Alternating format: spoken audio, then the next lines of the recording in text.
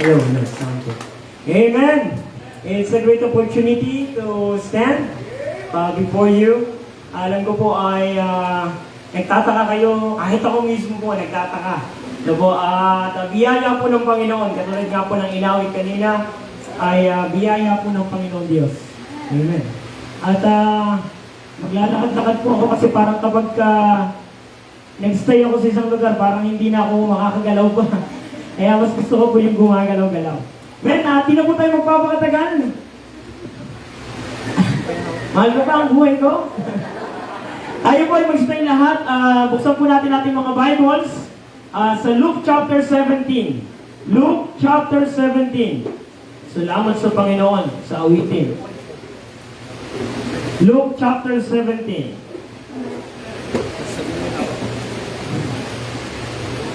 Luke chapter 17, verses 11 to 19. Babasahin po natin responsively. Ako po mauuna sa 11 at hanggang makarating po tayo sa Revelation. Hindi po, sa 19 lang, sa verse 19. Okay, so seryoso nila.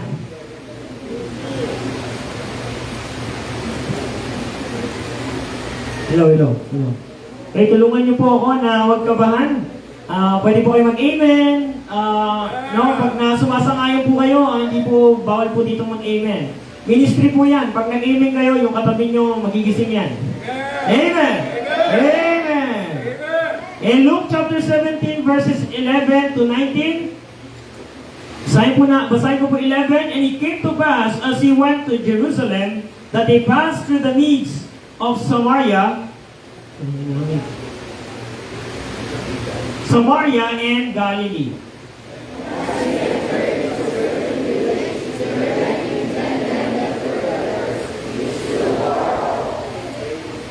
And they lifted up their voice, said, Jesus, Master, have mercy on us.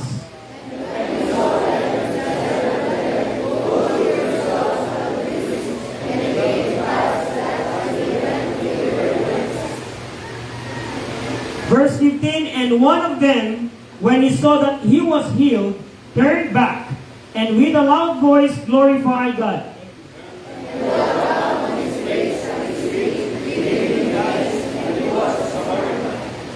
Verse 17, And Jesus answering and said, Were there not 10 cleansed?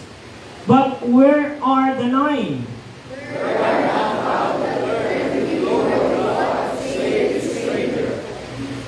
And he said unto him, Arise, go thy way, thy faith hath made thee whole. Let's pray. Dakilang Diyos na makapangyarihan sa lahat. Gracious Father, kayo po ang magpala, O Diyos, ng umagang ito, Lord God. I speak through my mouth. Use me as only your mouthpiece and your footstool. Panginoon, do what I cannot do.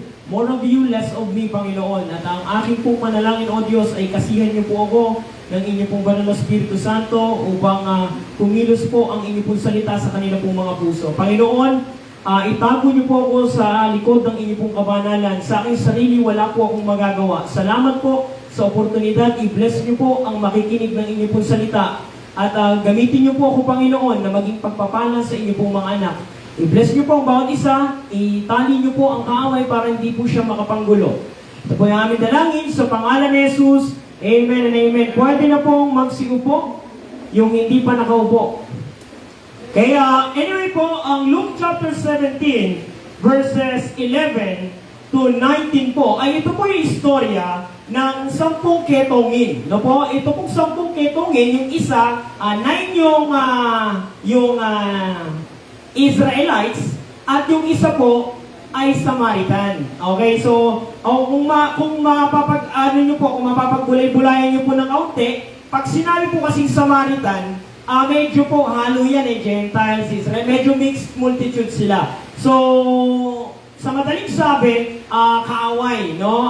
Hindi nakikipag-fellowship yung mga Israelites sa mga Samaritan, no po? So, but this time, ay meron po na 10 ketongin, no po, na naghihingi ng kagalingan. Kasi po, hindi lang naman ang mga Israelites ang nangangailangan ng Panginoon. Amen? Kaya nga salamat sa Panginoon, umabot po sa atin ang Ebanghelyo. Tama po ba? No? At tayo po ay nagpapasalamat po dyan. Anyway, yan po yung ating topic ngayon about thanksgiving. No po, at anyway po, nung pinagaling sila ng ating Panginoon, sinasummarize ko na lang po yung istorya to save time, no, ay tinutusan sila ng Panginoon na punta kayo sa pare, no, mag-confirm kayo, sabihin nyo, okay na kayo. Kasi po, during that time, pagka gusto nyo pong i-declare na magaling kayo, kailangan ang tulong ng priest, no, sa kanila po kayo lalapit. Ngayon po, during that time, ngayon po, hindi na, meron na tayong high priest. Ito po ay walang iba kung ang ating Panginoong Jesucristo.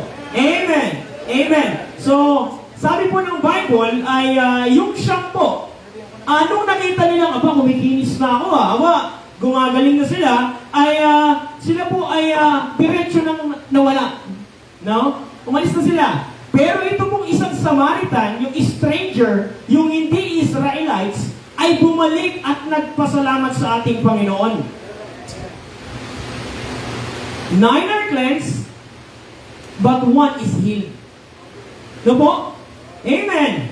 So, ang pag-uusapan po natin is the hindrances to gratefulness. So, bilang isang Kristiyano po, ay marami po tayong bagay na dapat ipagpasalamat. And just in case na hindi ka mag-amen ngayon, o ngayong hinihinga mo ngayon, ay galing yan sa Diyos. Yung pera na 20 pesos na lang yan, di ba? Galing yan sa Diyos. Yung damit na suot-suot mo ngayon, galing yan sa Panginoon. Yung trabaho na papasukan mo bukas, galing yan sa Diyos. Amen? Yung lahat ng bagay na meron ka kasama yung pamilya mo, yan ay galing sa Diyos. Sabi ng Bible, all good things come from above. Sabi ng Biblia, lahat ng mabuting bagay galing sa ating Panginoon. No po, alam ko po na marami po tayong mga problemang pinagdadaanan sa ating buhay. Marami po tayong mga hinaing, mga bagay na kinalulungkot po natin. Siguro po, ang marami po sa inyo, bago kayo umalis ng bahay, mayroong bangayan. No, bago umalis ng bahay, ay meron po kayong utang. No, bago po kayo umalis ng bahay, ay meron po kayong mga problema na iniwan. Yung iba, binitbit. No, kaya nakasibangot. Awit tayo sa Panginoon, nakasibangot, seryoso, nakakatakot. Kaya pag nagpapawit dito, no, kitang-kita yung mga mukha. Ay, iba may pa-shape na pa-B, yung iba nakangiti, yung iba ay tulog na. No, kaya nga po, awit mo tayo sa Panginoon. Talaga namang, sabi nga ni Sir Carlo, nagiging mukha na akong payaso. Bakit po? Kasi I do believe that every Christian ought to thank the Lord. Amen? So, lahat ng bagay, maniwala kayo sa hindi, kung bubuksan lamang po natin ang ating mga mata, marami po tayong pwedeng ipagpasalamat sa ating Panginoon. Amen! Amen! Ngayon po, the thing is, are you grateful? Yun ang magandang tanong doon. Are you grateful? Opo? At ito yung nakakatawa. Yung dating pinagpipray mo noon, yung mga answered prayers mo ngayon, nirereklamo mo na ngayon. Amen? Ilan dito yung nag-pray na magkaroon ng trabaho? Amen! Taas ang kamay. Sige, nag-pray siya magkaroon ng trabaho. Tapos sinagot ng Panginoon. Sino yung na-answered prayer? Yung konti na lang. Yun, sinagot ng Panginoon. Tapos 5 years later, nirereklamo na yung trabaho mo. Ayan! Yung boss ko, kung mayroon naman, ang dahil pinagagawa. Underpaid naman. Yung katabi ko, Facebook lang ng Facebook, malaki pa yung sweldo sa akin. Amen? Suddenly, grateful ka, no? Na ikaw ay sinagot ng Panginoon, 5 years later, nilareklamo mo na. Sino dito yung pinag-pray yung asawa niya? Oh boy, here we go again. Sounds so, pray natin, di ba? Tapos sabi mo pa, nag-testimony ka ba? Nagkabalik sabay, sinagot niya po ako. He said yes. She said yes.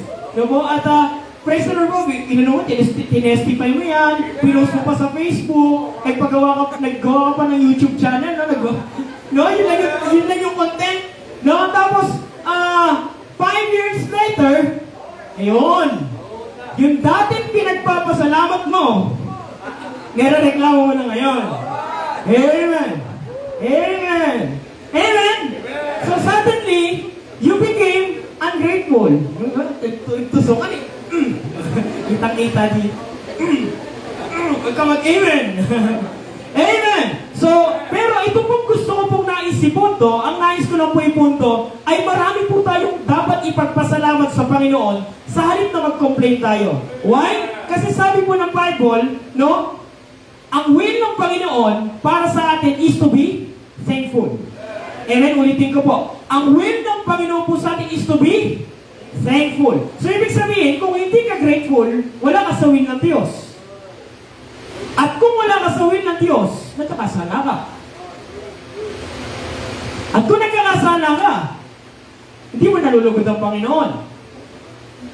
Tapos, mag-expect ka ng blessing. Ay, hindi pa pwede yun. Amen? So, sometimes, nagre-reklamo tayo sa dapat na pinagpapasalamat natin. So, ngayon po, idadaanan lang po natin, no? Ayaw ng Diyos ng reklamo, sabi ni Brother Renato, no? Tama po yun, ayaw ng Diyos na nagre-reklamo. Pag tayo po ay nagre-reklamo, every time that we complain, we are outside of the will of God. Ngayon po, pag-uusapan po natin, ano ba yung mga hindrances? Kaya ang isang tao o isang Kristiyano ay hindi nakakapagpasalamat. Bilang tatay, may mga dapat kang ipagpasalamat. Bilang nanay, may dapat kang ipagpasalamat. Bilang mga anak, kasalamat kayo, yung nanay at tatay nyo, katabi nyo, at kasama nyo dito, naglilingkod sa Panginoon, you ought to be grateful. Amen? Maraming mga young people dyan, nakatabi ninyo hanggang ngayon, pinag-pray nila, yung tatay nila kasi lasing from this very great morning. Yung ibang mga young people, bago sila umattend ng simbahan, pinagbawalan po sila ng kanilang mga magulang, but you ought to thank the Lord. Dahil kayo ay hindi pinagbabawalan ng inyong mga magulang, dahil pinoprovide ng Diyos ang pinoprovide nila. No, ang inyong mga pangangailangan just to come to the church. Pero ikaw, panay ka pa reklamo, panay ka pa reklamo, panay ka pa complain, panay ka pa reklamo. So sabi ng Bible, we ought to thank the Lord. We ought to thank the Lord. Your answered prayer become your complaint later on. Ang tanong, where are the 9? Nasaan nga ba yung siyam? No po, ang leprosy po, ang ketong, kinakain ito ang iyong laman. And during that time, wala po yung gamot. Amen? So, forever separation yun. Just imagine, mapapalayo ka sa nanay at tatay mo or sa asawa mo forever. Eh, di ba yung COVID-19 nga lang, puro tayo reklamo, di ba? 2 years. Hindi ka di ba na 14 days ka, pag pupunta ka dito, 14 days ka muna maka-quarantine. Eh, talaga naman pong grabe. Ibig sabihin, physically, talagang may risk. Kinakain yung laman mo eh. Mabaho ka. No? Yung iba walang ketong pero mabaho. No? Pero po, mabaho ka kasi yung sugat, no? Natatanggal yung mga laman-laman loob mo. Then psychologically, meron ding effect. Bakit? You will be isolated from your loved ones, from your family. Siyempre, nung gumaling sila, nung nakita nila kumikinis na, kumikinis na, ang bihira. Eh, teka lang ngayon, binalikan siguro nila yung mga kaaway nila, yung family nila, siguro na-miss nila yung dati nilang ginagawa. Kung sila ay nag-video okay, siguro bumalik sila sa pag-video okay. Amen? Katulad nung ginawa na gabi ng mga... Dawa, seryoso. Ano lang tayo, ano? Relax lang.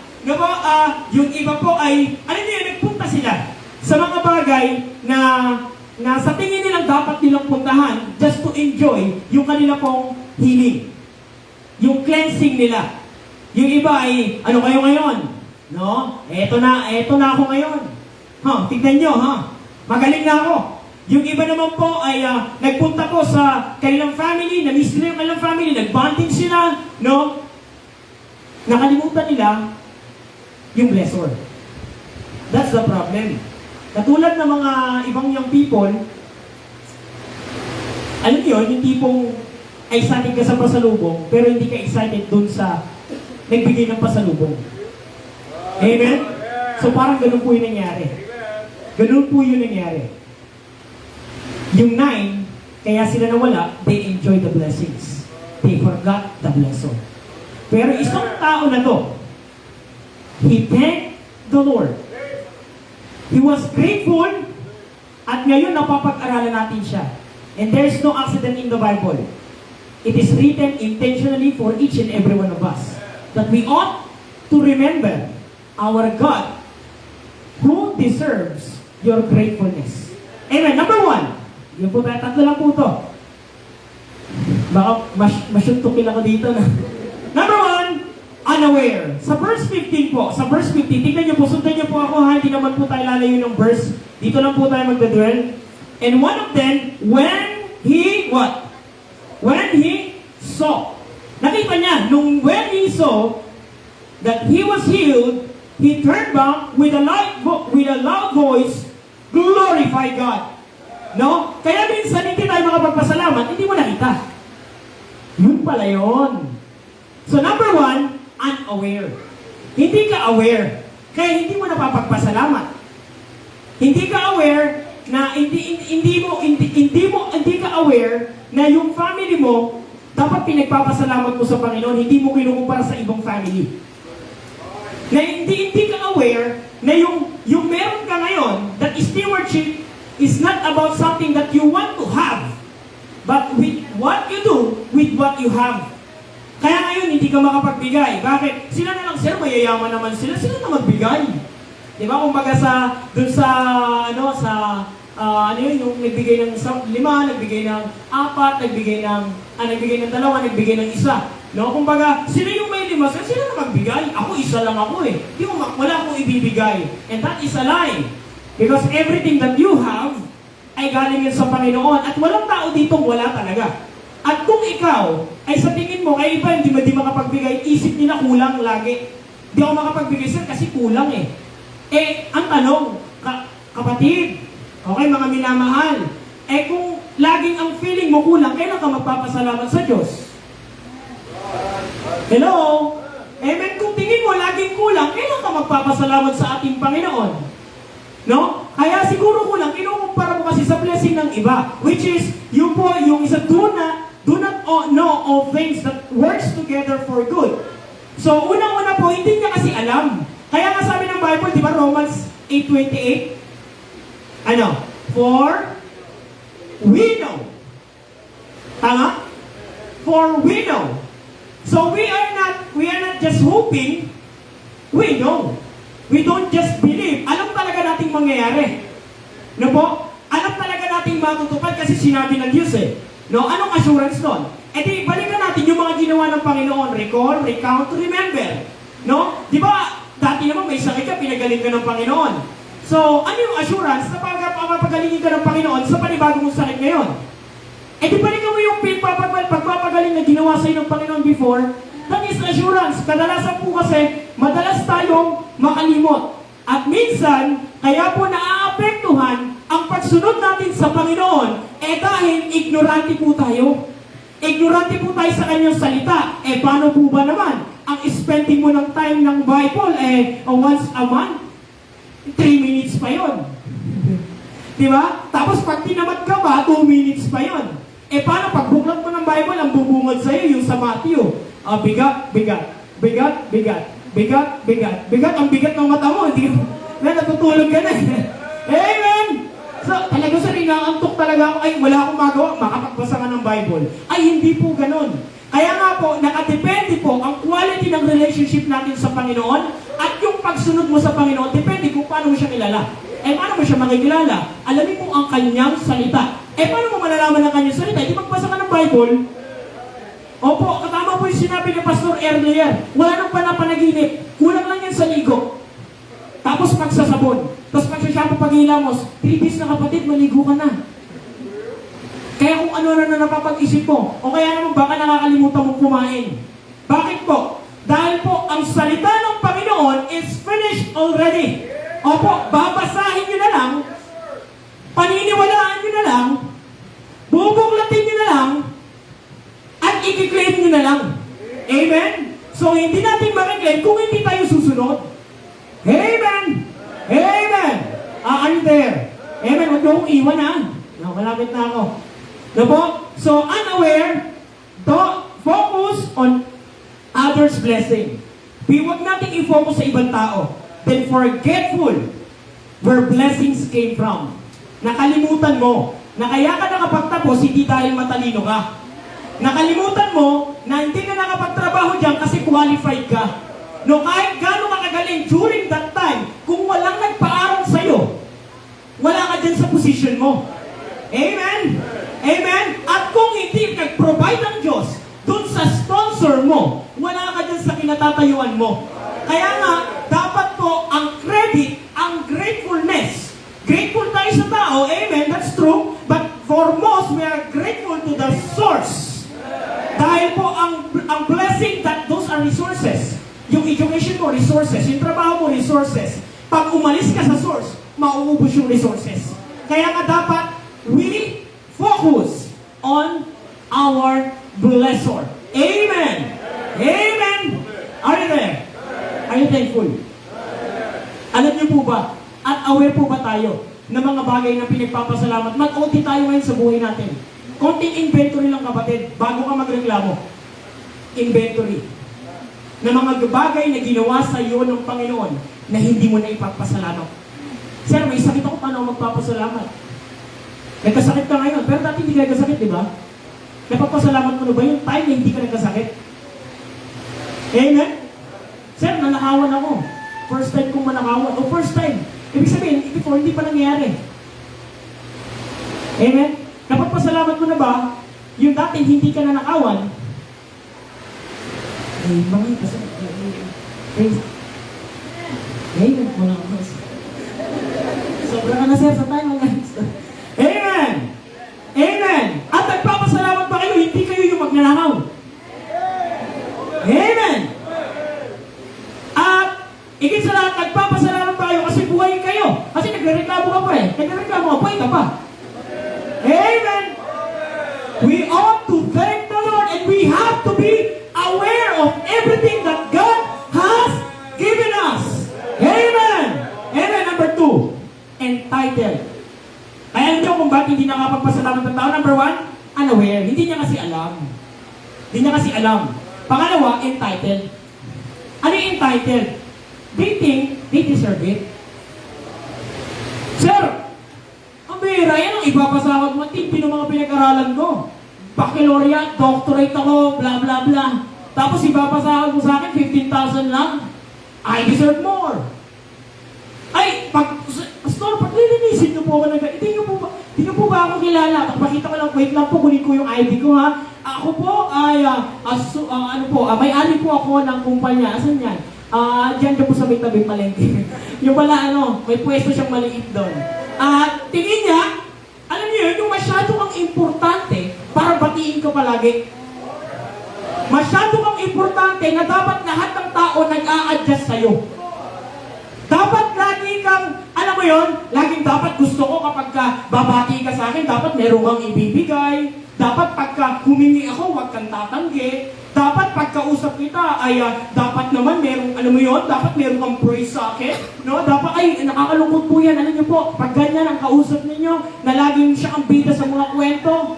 No? Gusto niyo ba yun? Yung mga pag nagkukwento, laging siya yung bibida. Ay, pero alam mo, dito sa lolo ko, wala kayo sa lolo.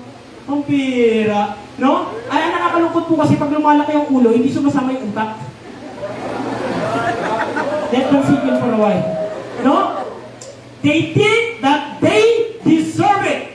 No, you are not blessed by God because you are talented. You are not blessed by God because you are skillful. You are blessed by God because He is good. Because He loves you. Amen. Because He is faithful. Faithful sa kanyang pangako. So, entitlement. Pag entitled ka, hindi ka marunong magpasalamat. Sasabihin mo, finally, nagbigay ka rin. Finally, yan din, binigay mo rin yung puso. Tagal mo na, deserve ko yun eh. Entitlement. Alam niyo po, wala nyo dito, mababait kayo dito eh, mga holy kayo eh. Meron kayong holy attitude, holytude. No, mababait, hindi, iba tayo ba simbahan to? Biro lang po. Biro lang seryoso talaga. No, isa po is I work for. Na po, yung salvation po natin, hindi natin pinaghirapan. That is grace. Pag sinabi pong grace, unmerited. You don't work hard for it. Ngayon, kung ito'y pinagtrabahuan mo, may karapatan ka magreklamo. Pero ang salvation, hindi effort mo. Effort niya. So, ang tanong, Eto na lang yung mga lalo na may mga agam-agam sa salvation, kung kaya palang isave ng tao ang kanyang sarili to go to heaven through his following the commandments, bakit pa bababa si Jesus? Kasi kung alam pala ng Diyos na kaya mo, hindi siya bababa. Amen? Kaya siya bababa, hindi mo kaya. Kaya ginawa niya yung mga hindi mo kayang gawin. At sa pamamagitan niya, kapag ikaw ay sumampalataya sa Panginoon, bibigyan ka niya ng buhay na walang hanggan as a free gift. And ito, walang bayad as a free gift. Through what? Through faith. Sa pananampalataya. Wala tayong hindi tayo sinasabi dito na hindi na natin susundin yung batas, dapat po, ang words sumusunod pagkatapos ng faith. Amen? Okay, ang words mahalaga, pero faith muna. Ano po? Amen? Ano po? Ang law, perfect. But law cannot make you perfect. Now, pagka binasa niyo people, igalang mo yung ama at ina, kulang ang law. Kasi hindi kanya tuturuan kung paano mo gagawin yun. Sabi niya lang, huwag kong gagawin to. Kulang yun. But the end of the law, sabi ng Bible, the end of the law is charity. Kaya pala, God is love. Kaya pala, John 3:16, for God so loved the world that He gave His only begotten Son, that whosoever believeth on Him should not perish, but have everlasting life. Aren't you grateful na meron tayong buhay na walang agan? Available for each and everyone who will believe. Ano po, salamat, yung whosoever, kasama tayo dyan, no, yung whosoever, hindi sinabi ng Panginoon, kung sino lang yung mababait, kung sino lang yung baptist, kung sino lang yung maganda ang sukay ng buhok, kung sino lang ang may edukasyon, kung sino lang po ang maganda ang kotes, kasi lugi kayo. Wag po naman Yan po, sabi ng Bible, whosoever will believe in Him should not perish but have everlasting life. Amen. You ought to be grateful for your salvation. Amen. Amen. I felt so much important. Kaya pag minsan, nananalangin tayo sa Panginoon, ba't ang dami kong problema? Faithful naman ako sa simbahan. Ang dami kong problema, ang dami kong man involved sa ministry. Bakit feeling mo masyado kang importante para bigyan ng Diyos ng problema? Feeling mo, yung mga pinaggagawa mo para sa Panginoon, license para i-immute ka niya, i-accept ka niya sa mga pagsubok na gusto niya ibigay para sa iyo para tumatag ka. No po, remember Shadrach, Meshach, and Abednego? Di ba, miracle, kung iiwas sana sila ng Panginoon doon para hindi sila matapon sa apoy? Pero di ba, mas lalong nahayag ang kapangyarihan ng Panginoon when God delivered them out of the fire. Pag gusto kang gawing fireproof ng Panginoon, padadaanin ka talaga sa apoy. Sabi ko nga sa mga high school boys, para maging unshakable ka, God will put you in a shaky moment. And then lastly, entitlement, unaware, and then lastly, unfaithful. Kaya hindi ka makapagpasalamat sa Panginoon at hindi ka maka-amen. Dahil unfaithful. Doon po, dito na po tayo magtatapos sa verse 13 po. And verse 18 and 19, doon po ng same chapter, sabi ng Bible dyan, that there are not found that return to give glory to God, save this stranger.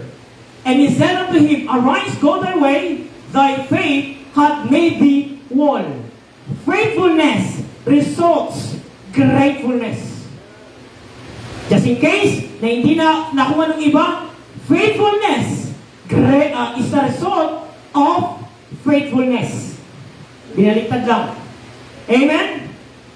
Faith will lead you to thank God. Faith focus in His works. Works focus on your credibility. Faith focuses in His credibility. Amen? Amen. Pag faithful ka, grateful ka. Gratefulness will position you for more. Napansin niyo yung Siyam, pinagaling sila. Pero sino nung nagkaroon ng joy? Nung nagpasalamat, yung Siyam. Kasi pag grateful ka, makakatanggap ka pa ng mas marami pa. Bakit? Hindi ka lumayo sa blesser eh.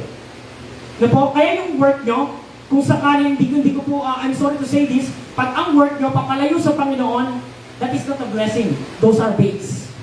Kasi kung blessing yun ng Panginoon, dapat papalapit sa Kanya. Pero pag pala yun sa Kanya, mag-isip-isip ka. Alam niyo po, isa rin po sa way na ako po ay nahirapang maghanap ng trabaho. Salamat po sa mga tumulong. Di ko po yung makakalimutan. Tandang-tanda ko yung mga pangalan, ang inyong mga mukha, dahil sa inyo nakakapagpatuloy ako at ang aking pamilya. I'm so grateful to God, to your life. Wala akong time para isa-isayin kayo, pero I'm grateful. Dahil sa inyo, ginamit kayo ng Panginoon para ma-encourage ako those on dark days. And salamat. Salamat sa Panginoon sa buhay ninyo. Pero alam niyo po, we ought to thank the Lord even in a dark moment of our life. Kasi hindi porket nasa dark ka ngayon, wala siyang planong dalhin ka sa liwanag. Okay? Sa Kristiyano, wala tayo sa dead end. We are on the tunnel. Amen? Faith allows God to enter. Di ba lagi pag-pray natin, Panginoon, may problema, pwede po bang alisin niyo po ako dito? Sabi ko sa mga high school kanina, may problema, Panginoon, pwede po bang alisin niyo na po ito? Panginoon, may problema po, may mga ganito, pwede po bang alisin niyo? Puro way out yung gusto natin, ano? Puro way out. Pero, kung hindi aalis ang problema, pwede naman natin idagdag sa panalangin natin, Panginoon, kung hindi niyo po ito aalisin, pumasok na lang po kayo. Kasi minsan, sasadyain ng Diyos na talagang hindi niya tatanggalin. Remember Jesus when He prayed? Lord, if it is possible, let this cup pass. But if it is your will, let thine will be done. Yun ang totoong prayer. Yun ang totoong panalangin. Ang panalangin, hindi yan alasada. Na ang tingin mo sa Panginoon, genie. God is not a genie. God is a creator. And God will answer your prayer depends on how you can manage. Kasi ang blessing ay hindi blessing pag hindi mo kayang i-manage. Nangingi ka ng Panginoon, sa Panginoon ng 3 million. Binigyan ka ng 300 kahapon. Anong ginawa mo dun? Nag-request ka sa Panginoon ng malaking bahay, yung maliit na bahay mo hindi mo malinis-linis, how much mo rin wala? Pag malaki yun. Nagre-request ka sa Panginoon ng mapapangasawa, na siya na nga, Panginoon, Panginoon, sana siya na po ang ibigay mo. Panginoon, I'm praying, this is the chosen one. Brad, maligo ka muna. Tapos kailangan matuto ka mag-toothbrush, na po, biro lang yun, ha? Na-discourage na yun. Opo, hindi po, kailangan, we have to be faithful in small things, bago big things. Yung narinig na ba kayo, Pastor, pagka nagkaroon po talaga ng 1 million, magbibigay ako simbahan. 20 pesos nga na meron, kaya mo pang ibigay sa Panginoon eh. Huwag mo sasabihin niya kasi if you are not faithful in view, you are not faithful in faith. Amen! You ought to be thankful. Dito po mag-e-end sa 1 Thessalonians 5:16 verse 18. Hayaan niyo pong iwan ko yung verse na to bago po ako mag-end. Amen. 1 Thessalonians chapter 5. 1 Thessalonians chapter 5 verse 16 to 18. Ayan po. Yan na po. Sabi ng Bible dyan, rejoice evermore. Kung rejoice, okay pa. Rejoice evermore palagi, parang hindi kaya. May sakit ako ngayon eh. Pero sabi ng Bible, rejoice evermore. Alam ko, sinulat to ni Pablo, nasa kulungan siya. Tama ba? Ito ba yun? Hindi to. Baka nagkamali lang ko. Kaya rejoice evermore. Si Paul, naaramdaman ng 3 shipwrecks na pinarusahan. Sabi niya, rejoice evermore. Pray without ceasing. Alam niyo po, ibig sabihin ng yan pagka binibig po natin, ibig sabihin, develop a prayer habit. Hindi talagang mananalangin ka, literal, hindi ka na nakakausap, hindi ka na nagtatrabaho, nag-pray ka na talaga. Di po, develop a prayer of habit like Daniel. Dapat merong sistema.